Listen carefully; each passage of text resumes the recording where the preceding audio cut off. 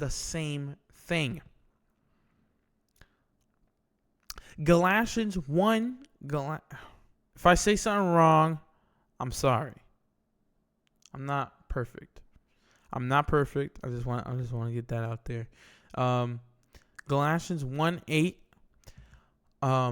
But even if or an angel from heaven should preach to you a gospel contrary to the one we preach to you, let him be accused. If I say something wrong, I'm sorry. I'm really trying.